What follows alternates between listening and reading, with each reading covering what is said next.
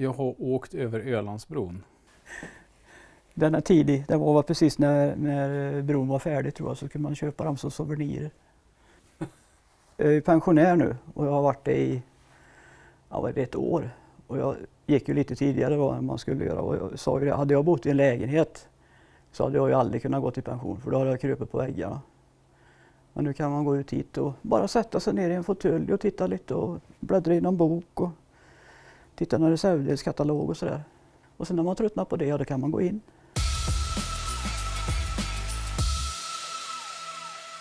Hallå, hallå! Hallå, hallå! Hur är läget? Jo, det är fint. Det är jättefint. Och det är alltid trevligt att få lite besök. Ja. Och så får jag väl säga det, välkommen till vansinnet. Hör du, här fanns det grejer. Ja, det finns lite att välja på. Det är det som är roligt när folk kommer hit, att oj, vad mycket grejer det var här. Ja, det är inte bara bilar utan det har väldigt mycket nostalgi. Det finns mycket som hör till bilarna i och för sig, och det är nostalgigrejer, absolut. Jag är lite MG-nörd om man säger så. Så det är det som gäller på farmen här utanför Varberg. Väldigt MG-nörd ska jag säga. Ja. Ja. Och inte nog med det, utan min kära sambo, hon är lika nördig hon, så att det är väldigt trevligt. Behöver inte smyga med någonting. Det är jättebra. Så det blir mycket engelsk idag då? Det lär bli mycket engelskt idag. Mm. Men du, jag tänkte vi börjar här då. Det här är ju ingen MG. Nej, det är en Morris Minor 1000, en Woody. Och Woody kallas de ju bara för att det är ju trä då på sidan. Och sen är det faktiskt så att MG betyder Morris Garages. Så Morris är helt okej att ha här i detta garaget också. Och det finns även en Morris Hunkoja ifrån 65. Och den här är en 59 är detta. Mycket trevlig bil. Den biten är i aluminium medan den är i plåt. Så att de gjorde väl, de kunde göra pick-upper och allting möjligt utav de här bilarna. Så att hela den här bakan går att ta av, så får man en plan yta här i bak. Och det här är aluminium och det är plåt. Och den här blinkersen finns kvar. Det är ju inte ofta det finns svensksålda bilar som har detta kvar. Utan den åker ut med en liten skluts när man ska svänga. Den hittar jag faktiskt nere i Höganäs. Det är några bröder där nere som importerar engelska bilar. Så att de hade tagit in den från England i februari 2000, eller 24 tror jag det var till och med. Och den kom ut på annons och då var det, köpte den. Sen har jag fixat till den med bromsar och jag har gjort i ordning bakaxeln. Satt dit nya bladfjädrar för de var lite konstiga. Och den är besiktigad och körbar. Eventuellt till salu. För nu har jag haft en sån. Jag har en till förresten ute i maskinhallen som står i delar. Och ja, jag gillar de här bilarna. Sen är det ju lite annan skrot här också som kanske syns. Den vita skrotbilen som står här, den hittade jag i Lidköping för 4 år sedan. Stående på 4 pallbockar, och där hade den stått sedan 1972. Så den fick jag köpt av den äldre gentlemannen där. Kanske säga att det är en MG-TC från 49 kan vi säga med då. Och sen gick den som projektbil i Classic Motor med Robert Gustafsson och hans mekakompis Ingemar i Sävsjö. Så de fick sig i ordning den och bytte elsystem och gjorde ordning bromsarna och hade av toppen och grejade lite med ventilerna. Och sen körde de in och besiktigade den. Så den är besiktigad och körbar. Mycket trevlig bil. Roliga baklysen. Ja, det är väl så att det var några släpvagnsbaklampor som de hittade då på 80-talet och satte dit. Men jag tycker att det hör till historien på bilen, så jag tänker inte byta dem. Möjligtvis att jag ska hitta runda istället, så slipper det se så släpvagnsaktigt ut. Det är väl det. I och med att Classic Motor var med och reparerade den istället för att renovera den, så har den ju varit med då ute på deras träffar. Och jag var väl med några gånger och de kommer fram till mig och säger så här: det kan ju fan inte se ut så här, den ser ju för jäklig ut, du måste ju lackera om den. Och en del säger bara, rör den inte. och det tycker väl jag också, det finns ju inte många sådana här kvar i det här skicket. Så det är ju, nej, den får vara så här. Det är en XPAG 1250 motor som är lite trimmad ifrån England, i och med att den har ett extraktorrör och andra förgasare, håller på att säga, men en andra luftfilter, för att skulle man haft original luftfilter på den här så hade det inte fått plats med huven. Men som sagt var, extraktorrör med ett annat insug. Jag såg ju bilder på den när den kom till Sverige och då satt en kromad sån här brandsläckare. Men den var borta när jag var och tittade på den. Men så tänkte jag, jag har ju varit i England ett antal gånger. Och då gick jag in i andra lokaler här och hämtade en sån här brandsläckare och den passade, det var exakt samma. Så det var bara att skruva i samma hål. Och bilen som står intill den är en MG TF ifrån 54. Den har också en rolig historia, för den hittade jag utanför Onsala här, också stående i ett garage. Och den är lite rolig för att killarna som ägde den 1966, då pajade ju originalmotorn på den. Och en av killarna jobbar på Volvo.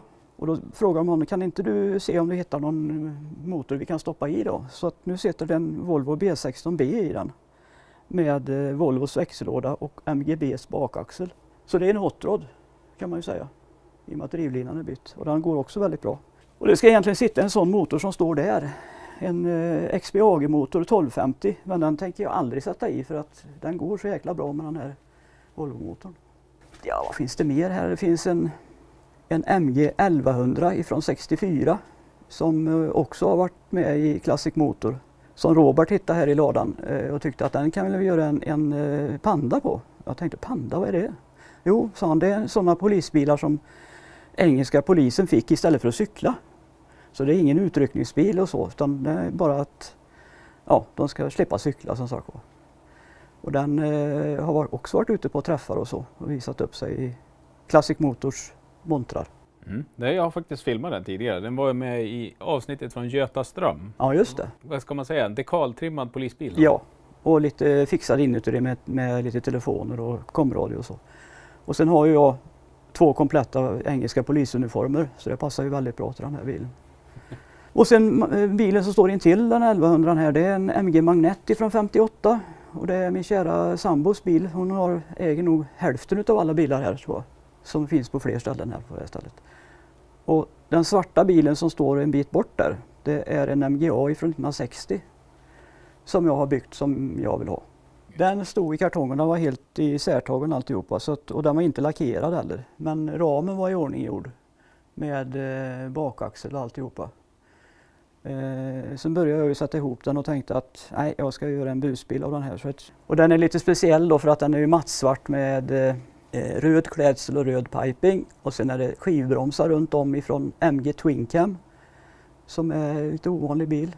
En MGB-motor, en 1800, en 5-växlad Ford-låda, gälad huv och det är lite annat smått och gott så här, så att de är riktigt, de här originalnissarna, de hatar ju den här bilen. Och sen är det motorcykelbaklampor som har både blinkers, bromsljus och bakhus i sig. Och de sitter alltså i kofångarhjärnan när de ska sticka ut. Och det här är Triumph.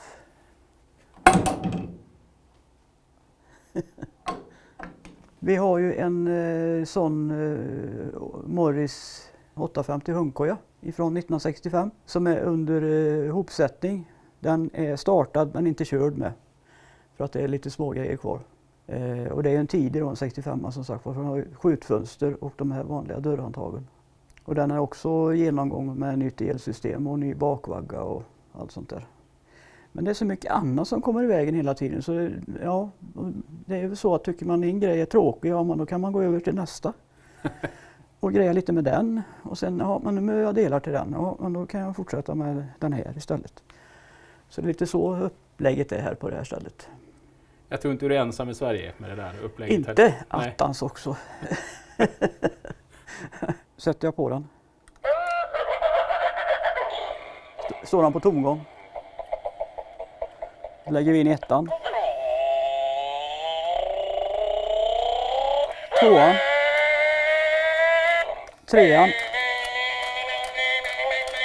Och så lägger vi in backen. Ja, men det tar ju bara om hur tokig man är egentligen. Vi pratar ju om hur det började en gång i tiden med det här vansinnet just med MG. Och det står vi framför här nu. Och 1992 var det. Så köpte jag den här utav en arbetskompis. För han ville inte ha den längre, han tyckte det började bli tråkigt. Så han frågade om jag ville köpa den och då gjorde jag det. Och på den tiden så kunde man ju ringa till Trafiksäkerhetsverket, vilket jag då gjorde. Och då fick jag ett utdrag en vecka senare i ett brunt A4-kuvert. Med 15 stycken ägare. Och jag bläddrade i de här, varav jag kom ner till detta. Och då tänkte jag, vad i all sin dar? Prinsessan Kristina.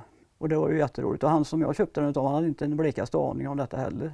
Så då ökade ju affektionsvärdet med 300 kronor ungefär. Och så den bilden hittade jag i en gammal året runt. Där de står vid sidan på bilen på Borggården. Häftigt! Ja, det är lite roligt. Det väcker alltid uppmärksamhet. Och jag förstår ju att den fortfarande är ljusblå. För att hon vill väl inte ha en röd eller grön. Eller ja, köpa. De fick ju de här bilarna utav Osterman säkert uppe i Stockholm som reklam. Och den bilen som du har bakom dig nu, det är en MGA-kupé från 1958. Och det är nämligen så att den har hennes syster haft, Birgitta. Så vi äger alltså 2 bilar i den här familjen med kunglig härstamning, heter det väl kanske. Ja. Så det är lite roligt. Var har du hittat den någonstans då? MGA-kupén hittade vi utanför Borås. Och den var nämligen så att den var en bild på henne, Birgitta, när hon kliver in i den här i en snömoddig dag i Stockholm och varit ute och shoppat. Så stod det så i tidningen att jaha, det här hade hon en MGA, finns den kvar idag? Och så i nummer 2 i tidningen så stod jo, den finns kvar och den finns i Borås. Och 3:e numret av tidningen, då var det en till salu annons i tidningen. Och då sa madame det att vi kan åka och titta på den, för det kan ju vara roligt. Och då stod den nerplockad och skulle vara klar för lackering. Och jag tyckte väl, ja visst, det var en trevlig bil och den är ju kunglig med då, så att jag sa ingenting när vi åkte hem. Och när vi är hemma då säger de så här, den vill jag ha. Så det var bara att åka tillbaka igen och förhandla om priset och så där och så släppa hem den och göra ordning den. Så det är också lite rolig historia. Använder ni de bilarna någonting? MGA-kupén har vi inte kört med på några år, men MGB:n, och den har vi varit i England med i 3 gånger efter jag har köpt den. Så den använder vi mest utav de här bilarna. Nu är vi i en annan lokal här jämsides med de andra bilarna. Så det här är en gammal MGSA ifrån 1937 som vi ska börja att renovera, och det är också madams bil som jag ska renovera åt henne då. Den har sett ut så, och förhoppningsvis så kanske den ska se ut så igen, vi får se om jag orkar. Den har faktiskt hittat upp i Rättvik hos Bengt Abrahamsson. Så vi köpte den till honom, och jag pratade med honom senast före jul. Då var han i Spanien. Vi kommer inte ihåg när vi köpte den här utav honom, utan vi vill ha reda på lite mer datum, för den ska gå som lite reportage i våran MG-tidning, MG-bladet är tänkt. Så han är väl snart hemma nu här igen, och då kan han berätta för när vi köpte den på ett ungefär. Så den här lokalen här inne har vi väl kanske byggt då för att jag ska ha någonstans att ta isär den här, för att en isärtagen bil tar väldigt mycket plats. Då är vi alltså ute i den så kallade maskinhallen där all resten av skiten står. Bland annat 2 stycken MGB ifrån 65 som är 2 bra renoveringsobjekt. Som jag försöker att sälja, men det är väldigt svårt i dagsläget att sälja bilar. Och sen står det en MGC GT där uppe på lyften, eller parkeringslyft heter det väl. Och sen är det en MGSA till, en 4-dörrars täckt sån som vi var och tittade på den tomma ramen där inne. Och den har vi köpt för att den var inte så mycket isärtagen, så att man kan se var alla rör och var alla sladdar och sånt går. Så den ska jag inte göra i ordning, utan den får bara vara här tills den andra är färdig. Och sen är det en Rover 3500 med V8. Det är väl ett lätt objekt som är nästa grej jag ska försöka få ordning på. Och sen står det en Grolle som jag köpte helt apropå bara för att det var roligt.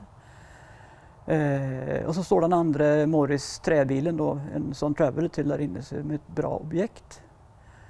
Och sen står det en sån liten svart MG 1100, samma som polisbilen fast det är en 2-dörrars. Och sen en massa annan skit, som sagt var. Här röjer jag med jämna mellanrum, men jag fattar inte var allt kommer ifrån. Precis som det växer upp här inne. Men jag tror att jag har en hustomte som släpper hit grejer. Brukar vara så? Ja, det är alltid skönt att ha någon att skylla på. Egentligen MGC:n är ju på gång, för att det är ju synd att den har vi haft i säkert 15 år. Och den är rätt så bra i plåten. Man blir ju inte yngre heller, om man säger så. Men den hade varit roligt att få i ordning på. För det är en rolig bil. Rak 6.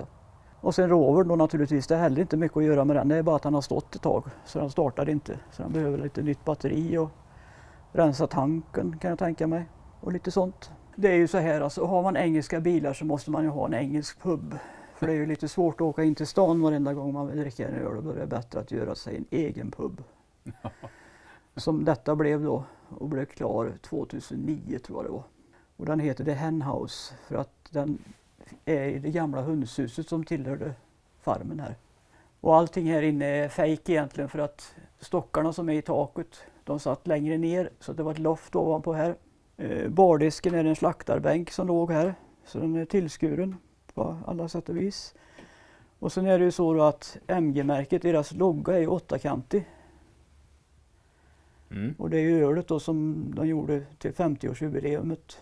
MG-fabriken fyllde 50 år och det är så populärt, eller blev så populärt, så det tillverkas ju fortfarande. Och är man då MG-nörd så måste ju bardisken ha 8 hörn också.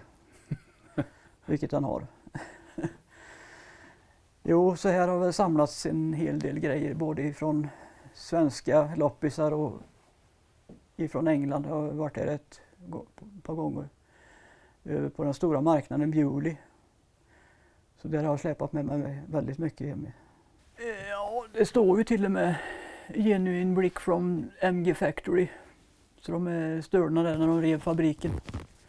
Så då kunde man krypa under staketet och så roffa åt sig lite som nostalgi, som ett minne från fina fabriken i Longbridge.